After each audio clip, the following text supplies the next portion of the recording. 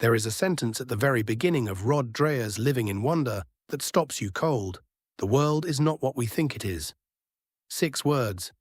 But if you let them in, really let them in, everything that follows hits differently. This is not a book about religion in the abstract or theology as a puzzle to solve. It is a book about reality itself, about the terrifying and luminous possibility that the flat, managed, measurable world we have built in the West is not the whole of things. That beneath the surface of ordinary life, something vast and alive is pressing against the glass. Dreher, a journalist and New York Times best-selling author of The Benedict Option and Live Not by Lies, has spent years watching the West come apart at its spiritual seams. In Living in Wonder, published in 2024, he diagnoses the sickness and points toward what he believes is the cure. This is a summary of that book, and what follows draws on his arguments faithfully, though the voice throughout belongs to a narrator who has read him carefully and found in his pages something true. Dreher's earlier books were warnings. The Benedict Option urged Christians to build resilient communities before the cultural storm. Live Not by Lies chronicled the soft totalitarianism creeping across Western institutions. Living in Wonder is something different in register. It is, at its heart, a book about perception, about the ancient human capacity to sense the sacred in creation, a capacity the modern West has systematically destroyed. But it is also, quietly, a book about Dreher himself, a man who has passed through divorce, illness, depression, and exile, and who has, in the ruins of the life he expected, found something shimmering and real. He is writing, as he says, from inside the crisis. That is what gives this book its authority. He is not lecturing from the heights. He is reporting from the depths. The book opens with a scene that could come from a thriller. A devout Christian lawyer, sober and professionally successful, tells Dreher about the day he saw a UFO hovering over a field. What followed was years of increasingly strange encounters, anomalous presences, entities, experiences that shattered the clean materialist grid he had been trained to inhabit. He ended up working with an exorcist. Dreher introduces this story not to sensationalize, but to disorient, to crack open the reader's assumptions before the argument even begins. The lawyer is not a credulous fool. He is a man trained in evidence, in precision, in the discipline of not believing things without reason. And yet reality came for him anyway. From there, Dreher lays out the central claim of the book. The West, he argues, has become radically disenchanted, not merely secular, but closed. Closed to the possibility that the universe contains anything that cannot be weighed, measured, or explained through material cause and effect. He draws on the sociologist Max Weber's concept of Entzauberung, the disenchantment of the world, but also on a lifetime of collected stories from people across traditions and continents who encounter spiritual reality as an ordinary fact of experience. Most of the world, Dreher insists, is not disenchanted. The disenchanted West is the aberration, and the tragedy is not merely cultural or intellectual, it is personal. A civilization that cannot sense the sacred is a civilization that cannot find meaning, and a person who cannot find meaning cannot long endure. Dreher also draws here on the Scottish psychiatrist and philosopher Ian McGilchrist, whose magisterial study of the divided brain, The Master and His Emissary, becomes one of the book's essential intellectual frameworks. McGilchrist showed that the left hemisphere of the brain, which analyzes and controls, has in the modern West come to dominate the right hemisphere, which attends, perceives, and integrates. The left brain is intelligent, Dreher notes, but it is not wise. It picks the world apart, but cannot put it back together. The result is a civilization of extraordinary technical competence that cannot tell you what anything is for. The remedy, McGilchrist argues, is not to abandon reason, but to restore its proper servant relationship to a wider, deeper form of attending. And this is precisely what Dreher's entire book is trying to teach. Before modernity made disenchantment the default, Dreher shows, the Christian world inhabited what he calls the enchanted cosmos, a vision of creation so saturated with divine presence that the very word sacrament barely captures it. He goes back to the early church, to the Greco-Roman world into which Christianity exploded, and establishes what converted people in those first centuries.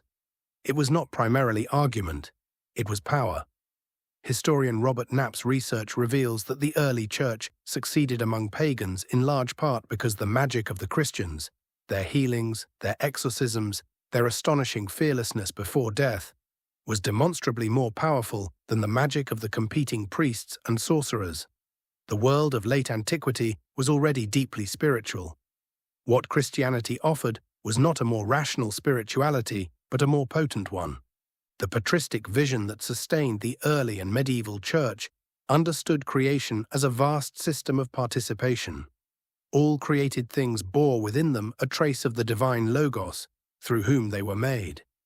The nous, a Greek word pointing to the spiritual faculty of the heart rather than the analytical intellect, was understood as the organ by which a person could perceive this participation, could feel the presence of God pressing through the material world. Beauty was not decoration. It was theophany. The icon was not illustration. It was a window. The liturgy was not performance. It was the overlap of heaven and earth made present and available. This was the world Christendom inhabited, and it was a world in which wonder was not a luxury of the sensitive temperament, but the ordinary posture of the faithful soul before a creation that was never merely matter. The path from that enchanted world to the flattened, measured, disenchanted West did not happen all at once, and Dreher traces it with care. The Reformation, whatever its legitimate grievances, played a significant role. When the Reformers stripped the sacramental vision from church and world, when they grew deeply suspicious of miracles and the felt presence of the supernatural, something structural was removed from the architecture of Christian experience. The natural world stopped being a place where heaven touched earth and became instead simply nature, raw material to be studied, managed, and eventually exploited. Dreher is not dismissive of Protestantism as such, and he takes pains not to be polemical, but he insists that the Reformation's sacramental thinning contributed to a gradual desensitization, a narrowing of the range of experience considered spiritually legitimate. The Enlightenment finished what the Reformation began. Reason, which had served the medieval synthesis as a subordinate faculty in the service of wisdom and faith, now claimed the throne. The scientific method, indispensable and magnificent in its proper domain, came to be treated as the only form of reliable knowing. If something could not be experimentally verified, it was not real. This was not the scientists' doing so much as the philosophers. A totalizing epistemological move that gradually crowded the sacred out of the public imagination. By the time you reach the 20th century, the disenchanted West is running at full speed. Unprecedented material prosperity, unprecedented loneliness, unprecedented spiritual vacancy. Here Dreher comes to what may be his most urgent chapter, one that insists the consequences of disenchantment are not merely aesthetic, they are lethal. He cites the extraordinary paradox at the heart of modern Western life. We have more comfort, more safety, more material abundance than any civilization in history, and we are more miserable than we know how to say. The rate of anxiety, depression, addiction, and suicide across the developed world tells a story that no GDP figure can explain. Dreher argues that this suffering is not incidental. It is structural. A civilization that has deliberately closed itself to transcendence has also closed itself to the deepest source of human meaning. And human beings cannot live without meaning. They will do almost anything to find it, including destroying themselves. The bitter irony Dreher identifies is that the disenchanted West did not produce atheists. It produced seekers. People are not leaving Christianity for rational materialism. They are leaving for astrology, for crystals, for TikTok spirituality, for Wicca, for entheogenic drug experiences, for any number of off-brand encounters with the numinous that the official culture simultaneously mocks and is unable to satisfy. The hunger is real. The instinct is correct. Something is out there. Something is pressing through. The tragedy is that the Western churches, having absorbed so much of the disenchantment they lived inside for centuries, often have nothing to offer these searchers except moralism and sentiment. The chapter on the occult is, by Dreher's own description, the strangest and darkest in the book, and it earns that designation. He interviews people who have encountered what they can only describe as the demonic, through deliberate occult practice, through psychedelic drug use, through what appeared to be invitation or inheritance. The stories are disquieting in ways that are difficult to dismiss. These are not people who went looking for horror movie experiences. Many of them were educated, skeptical, unprepared. They found themselves in something they did not know how to get out of. What Dreher insists upon, carefully and without luridness, is that the demonic is not a metaphor. He is not using the language of spiritual warfare as a colorful way of describing psychological struggles. He means that there are non-human intelligences hostile to human flourishing that can be encountered, invited, and engaged, and that the Western churches, having mostly abandoned the theology and practice of deliverance, are woefully unequipped to help the people who show up at their doors after such encounters. An exorcist Dreher speaks with is frank about his own fear. He is not cavalier. He regards demonic intelligence as genuinely powerful and genuinely malevolent, operating, as he understands it, within limits set by God, but not to be trifled with. Dreher's argument is not that everyone should go looking for demons. It is that pretending they are not there has not made people safer. It has left them defenseless. From the demonic, Dreher moves to the technological, and the connection is not accidental. The chapter on UFOs and the sacred machine brings together two phenomena that most respectable commentators treat as entirely separate: the renewed cultural fascination with unidentified aerial phenomena and the techno-utopian dream of merging human beings with artificial intelligence. Dreher draws on a growing body of serious researchers, including scholars working within the intelligence community and academic ufology, who argue that the UFO phenomenon is not best explained as extraterrestrial visitors from distant star systems. It is better understood as a category of entity that has been with humanity for millennia, manifesting in forms suited to the cultural expectations of each age: angels and demons in one era, fairies in another, space aliens in the present. Whatever these things are, they are not benign. And the pattern of their interactions with human beings follows patterns that exorcists and demonologists have documented for centuries. The transhumanist ambition, the dream of uploading consciousness, of merging with the machine, of escaping the biological limits of embodied existence, Dreher reads as a technological iteration of the oldest spiritual temptation: to become as gods, to transcend the given, to escape creatureliness. The philosopher Anton Barber-Kaye becomes an important voice here, arguing that digital technology is spiritual technology because it operates by controlling what human beings attend to and how. To surrender attention to the algorithm is to surrender the very faculty by which one might perceive the sacred. The machine offers presence without encounter, connection without communion, stimulation without wonder. It is, in Dreher's framing, a counterfeit enchantment, and one whose spiritual consequences we are only beginning to understand. Having spent the book's first half diagnosing the crisis, Dreher turns in the second half to the cure. And the pivot is personal. The chapter on attention and prayer is, in many ways, the book's most intimate. Dreher discloses that his own years of spiritual dryness, compounded by the trauma of his divorce and the debilitating stress illness that followed, were in large measure a crisis of attention. He had lost the capacity to be present to God because he had lost the capacity to be present at all. His priest assigned him a rule of prayer, structured, demanding, daily, and over months of practice with the Jesus prayer, the ancient hesychast formula: Lord Jesus Christ, have mercy on me, a sinner. Something opened. The teaching at the heart of this chapter is simple and radical. How you attend to the world changes what you find there. This is not wishful thinking.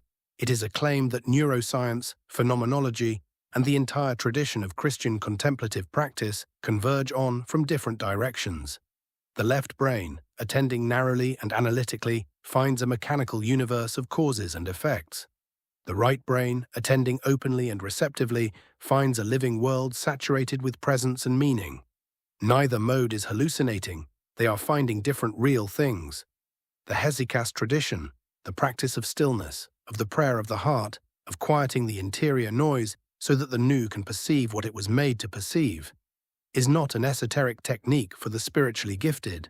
It is the ordinary calling of every baptized Christian. It is simply that the modern world is designed at every level to prevent it.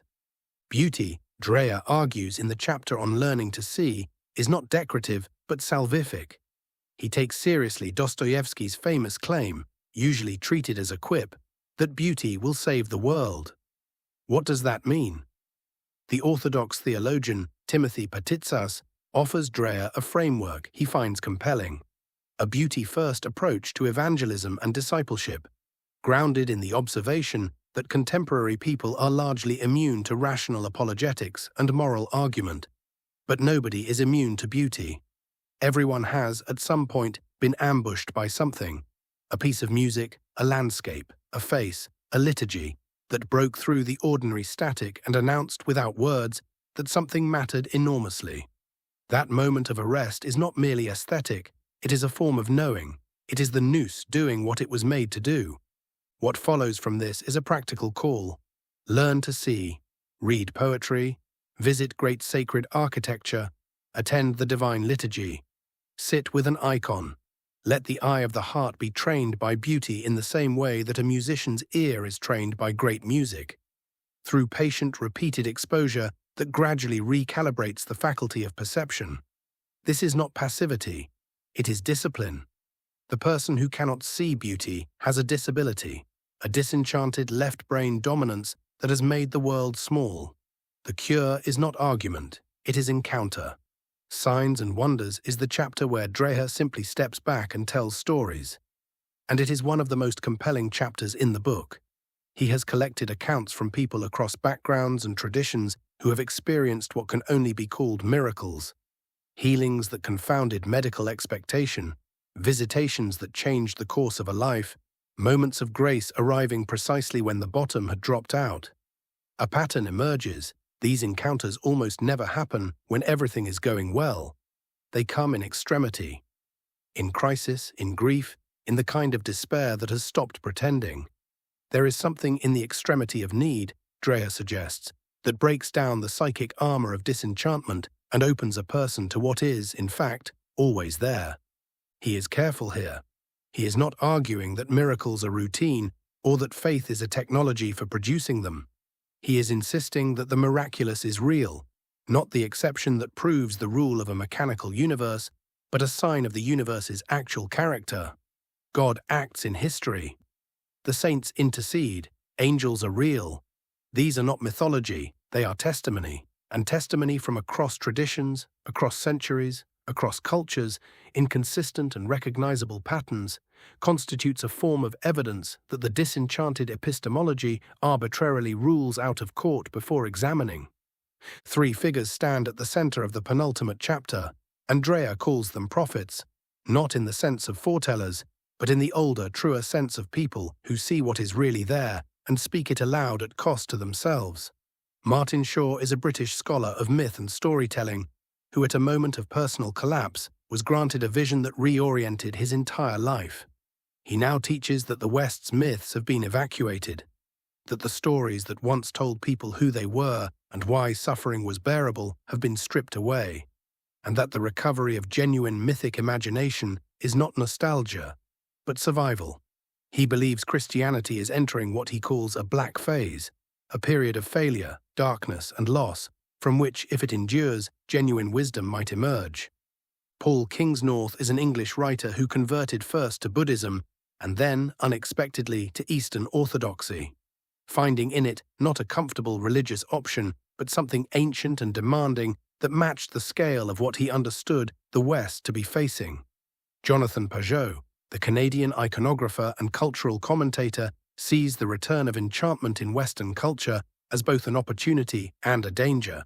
The symbolist patterns that govern how human beings make meaning are reasserting themselves, and the question is whether they will be filled with Christ or with something else. All three of these men, coming from different directions, arrive at the same conviction.